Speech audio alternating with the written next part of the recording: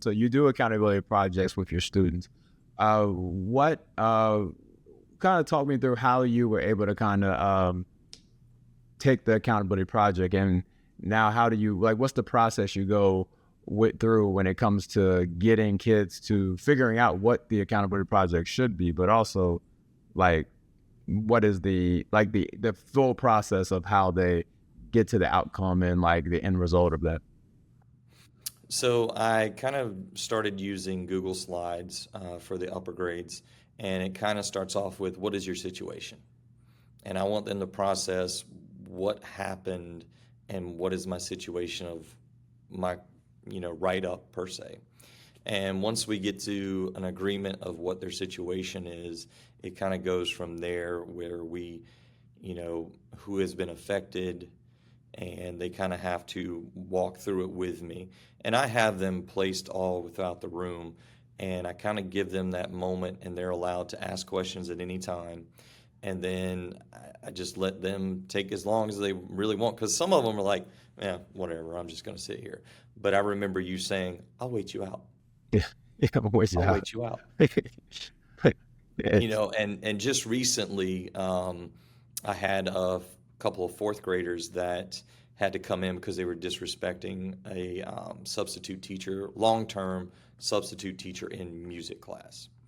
And it had been going on, and this was like the third time. So just brought them in, and, what is your situation? Who are you affecting? What are the real life outcomes? What are our school outcomes? So I had to, bring in all the information of, here's our school matrix. I want you to navigate through this and tell me what level do you think you are on by doing this. And then we have a resource officer on campus, which is great. So I'll have them walk over, or he'll come in sometimes, and he will give us the real life, real world adult outcome coming straight from the man in so blue. that's real research, right? Like Real. And he'll firsthand bring out research. the North Carolina book as Right, well. right, right. And so they'll Oh, have to type that into the Google Slides. And once they're done, which these three boys, it should have only taken them about 3 days, really. I mean, it's only 6 slides, and it took them 8 days. well, that's a choice. Because That they, Mr. Johnson, these slides disappeared. I don't know where they went. Oh, I got you.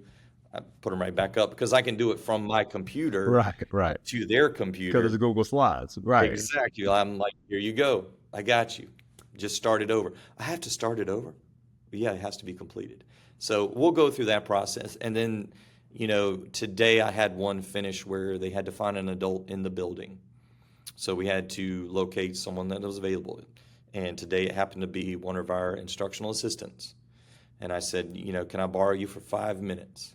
So called them over. They went and met in the library, and the student was able to give the presentation through the slides to, the IA. Was able to get them back into Encore today, and, the project is over. We've documented, and we move on. So, that was the latest one we did. So, So, well, that's amazing that y'all have even done this much in just a little bit of time.